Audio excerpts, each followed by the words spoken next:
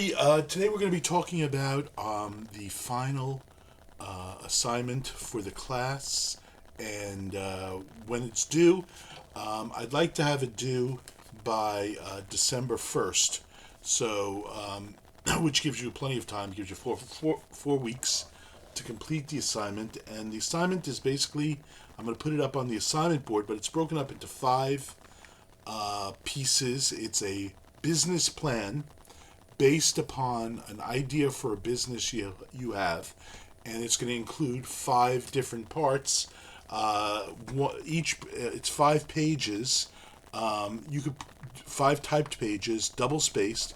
You can pretty much do it any way you want. You don't have to start with the parts that I say you should start with. You could move them around if you want. You can intermingle them if you want. But it's a 5 page paper that has to include the five things that I'm asking you to include in your paper. The most important thing is your name, the correct way to spell your name typed. And then the second thing that is, secondly important is the name of your business. Whatever you decide to name your business, that's what it's going to be called.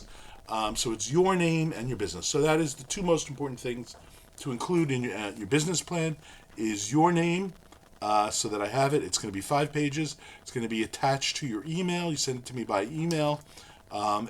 If you do not have this in by December the 1st, you will fail the class.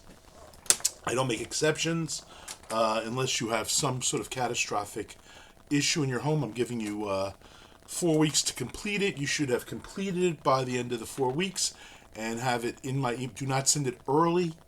Send it on or right before December 1st. Don't send it to me tomorrow, because I want you to work on it. Remember, I said to you, use whatever tools you have. You can use AI, you can use books, you can use Friends. In fact, I would like for you to use Friends. We're going to talk about that a little bit in this video. You run it off of people. You talk to them about your ideas. Sometimes they have helpful ideas for your business. Sometimes they don't. You should listen to what people have to say, and then take and either use some of what they have to say, or just disregard what they have to say for your business. It's your business, and you have to live with it, and it's up to you how the business runs or doesn't run. And it's very important that you are very comfortable with the business you present. Now, remember, this is just a business that's going to be a part-time business during college that's going to earn you a little money towards college. It doesn't necessarily have to earn you a lot of money, but enough money so that you're able to live and pay bills. Not all your bills, not everything in your house, not all your rent, not paying for your parents and your children and so forth. Just a little bit of money, a side business, something that will earn you enough money that you don't have to worry about certain things. Like if you have certain expenses, your phone, your car, your insurance, those types of things. Hopefully this money could help towards paying for that. What it is it's a lesson in that you could own your own business, you could be your own entrepreneur, you could do your own thing. I have most of my friends in my life are own their own businesses. They have businesses that they run themselves, whether they're mom and pop businesses like storefronts, online businesses, businesses that are that they own their own law firm, or they own their own medical firm, that they're a doctor, they have their own office, but they own the business that they work in. They don't work for anybody else. I spent my life, even though I have my own business, I spent my life mostly working for other people. The city of New York, mostly for Kingsborough, and I found that to be a safe way of going. Not necessarily taking risks because I got a paycheck every 2 weeks, but there was a bit of how do I put it without being mean to people who have regular 9 to 5 jobs and work for other people? You're always answering to somebody. And that's pretty much how I'm going to put it. You're always answering to someone else. Someone is always above you. That doesn't mean if you own your own business, you don't answer to people. You answer to the consumers. You answer to other businesses. There's, there are people you answer to, but you're still your own boss. And I think in life, you should have that at least that choice in your life to whether to be your own boss or to work for somebody else. You should know that there's an opportunity in America right now that you can make your own way in life. You don't have to work for the as they used to say in the '60s, work for the man. You don't have to work for the man. You don't have to work for anybody else. You could work for yourself and make your own decisions and lead your own way in life. And that's what this business plan is about. So, starting off with the business plan. So, there is a term in business called the aha moment. AHA. Aha. Aha! I have that moment. It's a moment, sometimes some people call it a moment of genius. Some people call it a moment of clarity. Others say, you self-fulfill that moment.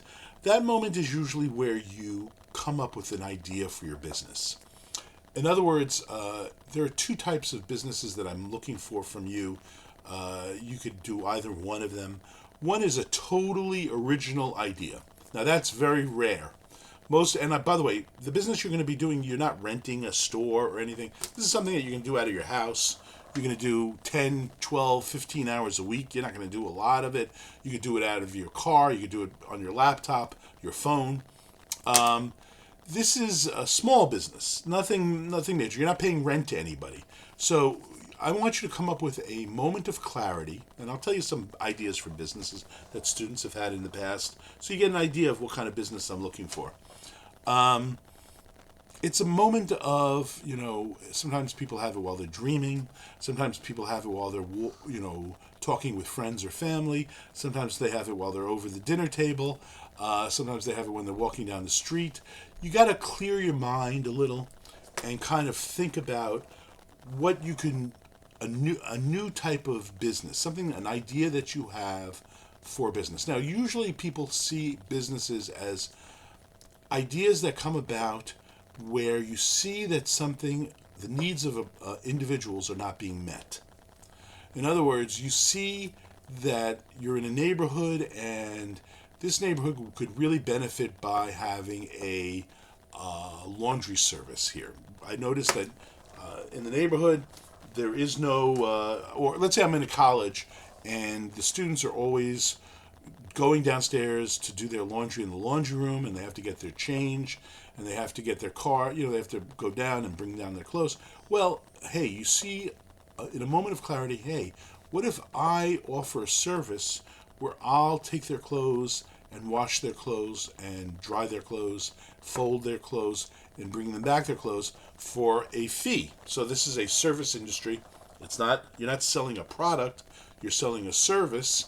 But the service is something that's needed. You see that there's a need for it, and you come up with an idea for a business to do that, and you come up with a name for your business, and how you're going to advertise your business, and how you're going to market your business, and you're going to see if there's any competition for your business.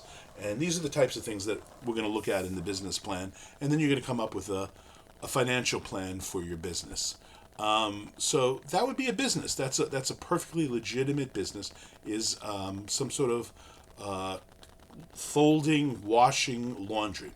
Another business, you can have a business where you detail cars, let's say, and you have your own, your own van, and you go around to different people's homes and they make appointments, and you go and you detail their cars at their home. You provide all the materials and you do all the service, and they don't have to take their car to another place, and you can detail their car at their home. That's a business. Or you come up with a business. Some of my students have come up with a business where they saw that for birthday parties that they would teach kids how to make cake pops at birthday parties. Or you're in a college situation where you're an expert in one area and you have good grades in one area and you'd like to offer tutorial services. That's a business. Tutoring is a business.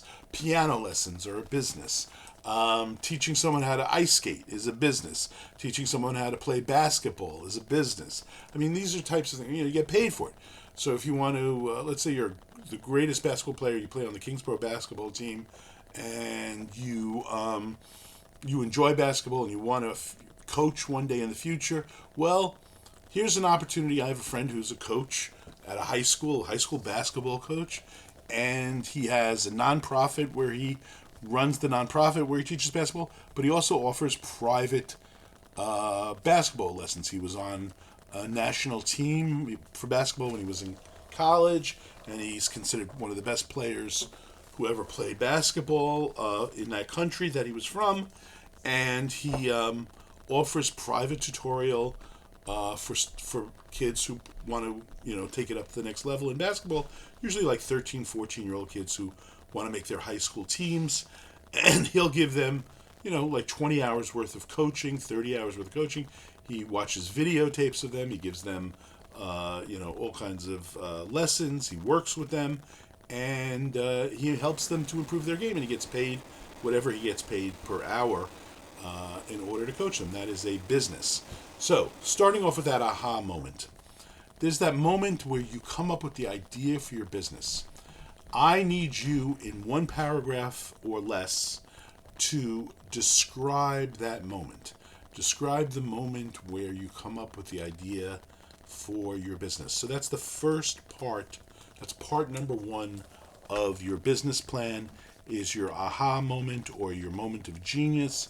The moment, how you came up with the idea. Was it something that you saw, something you dreamed of, something that you thought of? Where did you come up with that idea? How did you come up with that idea?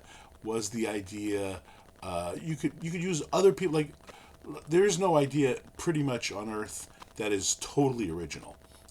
You could see other people have ideas, but I want your idea to take somebody else's idea and make it better or different. So let's say you want to cook. Let's say you're from Nicaragua, and you want to do a certain type of food, a certain type of empanada from Nicaragua. I'm making it up. And you have your grandmother's recipe, and it's the best recipe you've ever had, and people love your empanadas. They think they're the greatest empanadas they've ever tasted, and you're going to 3 days a week make the empanadas out of your kitchen, and you're going to make 100 empanadas each time, and once they're sold out, and you're going to advertise them on Instagram and TikTok and Snapchat, whatever you're going to advertise it on. And people are going to put in their orders for the empanadas, and then you're going to sell them from, or drive them to their houses and deliver the empanadas, and they'll pay you whatever, over, whatever, Zelle or something like that. And that's a business. That's a business. It's a real business. And maybe one day that'll turn into a restaurant, or one day that'll turn into a frozen empanada company or something like that, or you'll sell empanadas out of a store or something. Who knows what it could turn into. But this is how you're getting started, and it's a small mom and pop type thing. And it could be pizza, and it could be birthday cakes, and it could be soup. It could be anything that you sell, any kind of food. You're starting small, and you really don't need approval from the health department for this. This is kind of under their radar.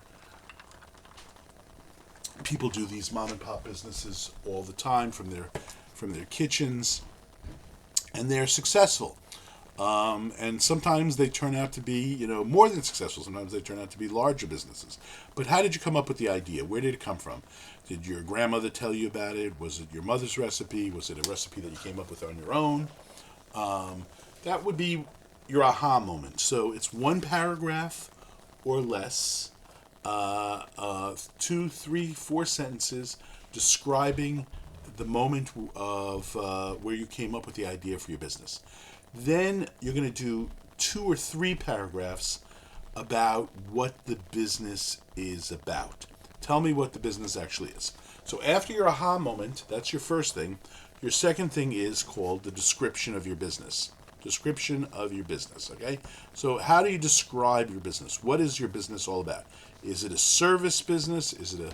Are you selling products? What products are you selling? How are you selling them? Where are you getting them from? Are you making them? Are you buying them? Are you being a wholesaler? Are you selling? Are you someone in between? Are you importing, exporting? What kind of product is it? Are you doing a service thing where you're cleaning somebody's, let's say cleaning somebody's home would be a service industry? Tell me, describe the business to me in 3 paragraphs or less, okay? That's number 2. Basic, simple, easy stuff. So if I stood in an elevator with you and you have 3 minutes to talk to me, you could do your aha moment and your description of your business in less than those 3 minutes. If I asked you what type of business, how you came up with the idea, and what type of business you have, in less than 3 minutes you could tell me exactly what your business was all about. Okay? And that's basically what a business plan is. It's telling me what your business is. And your business plan may change. Your ideas may change. Your aha moment really won't change, how you came up with the idea. But it may grow. Your aha moment may grow. Your ideas may grow. Remember, we talked about, I talked about Bezos coming up with the idea for selling used books from his garage, and how that aha moment, well, it was first used books, but then he said, hey, maybe I could sell other things, and Amazon grew. And obviously, it was always in the back of his mind, but the beginning business plan was a basic, I'm going to buy used books and sell used books on the internet. That was the whole idea of the business. Little did we know that it wasn't just buying and selling used books, but buying and selling everything and selling them on the internet. And that's how his business grew and became a very successful business. Now, so you do the aha moment, the description of your business. Now, the third part of your business plan is really the one that I'm going to be talking about a lot for the next couple of weeks with you, which is the marketing and / advertising. So 3 is really marketing / advertising. How you're going to get people to know about your business, want to purchase your services, your goods, whatever it is, how you market and sell your small business. Who are you marketing it to? Who are you selling it to? What is the idea behind your marketing and selling? And that's really something that I need to talk to you about before you actually jump into it. So don't start writing that part yet, because I still need to talk to you about how you're going to market this very small business, how you're going to sell this small business, and really who your target audience is for this business. So that's going to be part 3. Part 4, which is very simple, is really going to be your financial plan. Now you say to yourself, oh, that's hard. That's really going to be hard for me. I've never done a financial plan. Well, financial plan is very simple. Basically, you're going to say how much money you need to get the business started, which is not going to be a lot, because I don't want it to be a lot.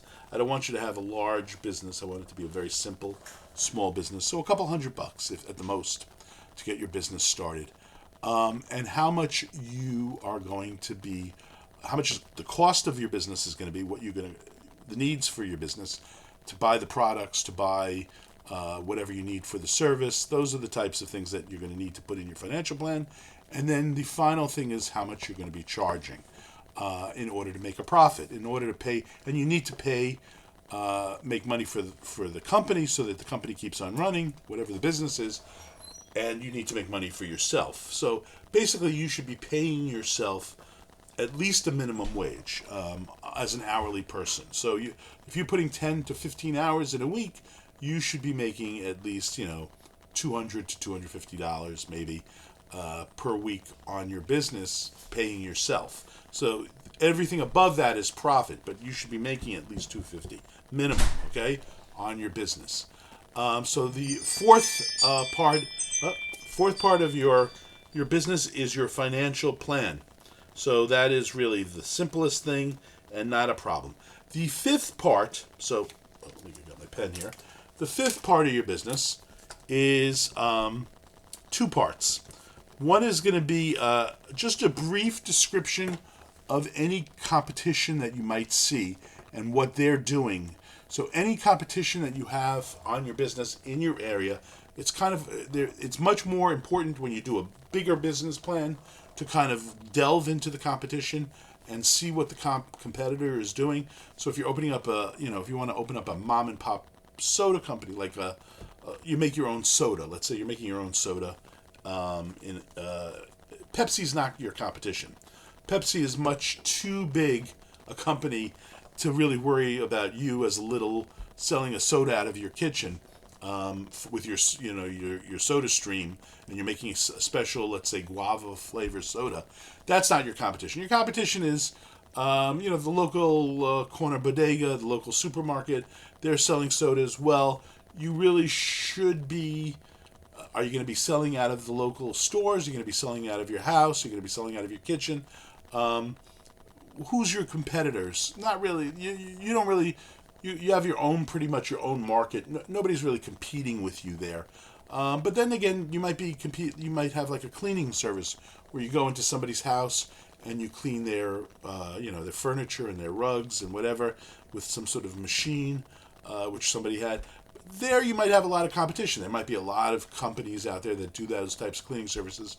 Let's say you go around and clean people's gutters from their houses, which every day somebody comes and knocks on my door or leaves me a flyer where they say we'll come in and clean your gutters. So there you're going to have a competition. So number 5 is a bit about your competition, if you have any, and if you don't, then you say really.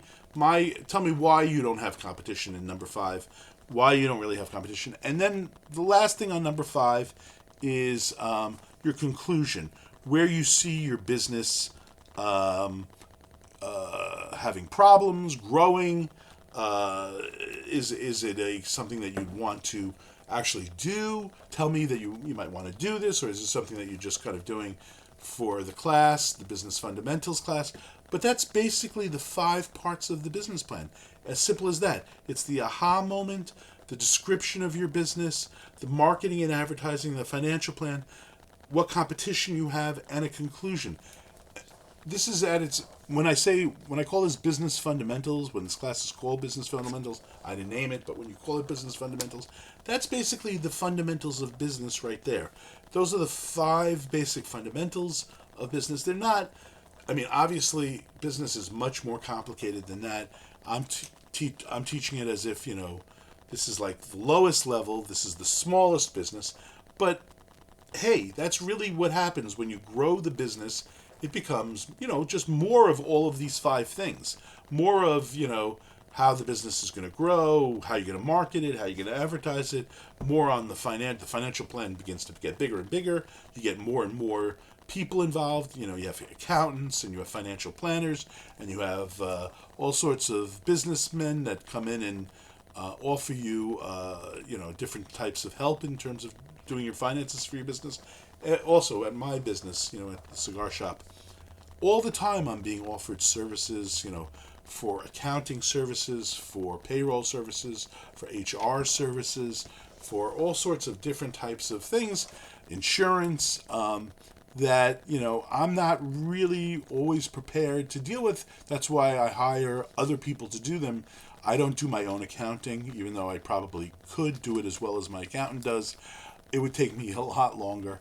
It's a lot of pain. And I have a really good accountant who works on my books and keeps them up to date and pays my taxes and also looks over my payroll, makes sure that I'm making money, and we sit down and talk pretty much on a weekly basis, and talk about how my business is doing, because that's really what, I'll be honest, the last 3 months, I've seen a downturn.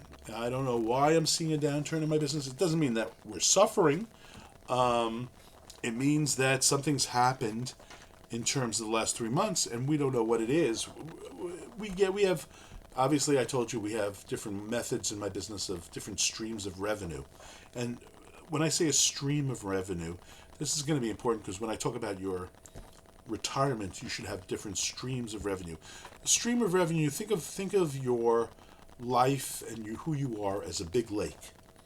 And all the water all these streams come into this big lake. So these streams of money are coming into the lake. The lake is used to hold all your money so that you have money to live your life, to retire, to have a life. So in your business, you might have different streams of revenue. Not so much on this business, but maybe on other businesses. So on my business, I have different streams. I sell, obviously, membership in my lounge, which is $75 a month. And for that, you get certain privileges in my lounge. You sign up for that on a credit card, and we charge your credit card the first of every month, the $75. So for me, let's say I have 250 members, that's a guaranteed income. These are people who are paying me $75 a month, no matter what. We're charging them. People come and people go. People drop out, and people join.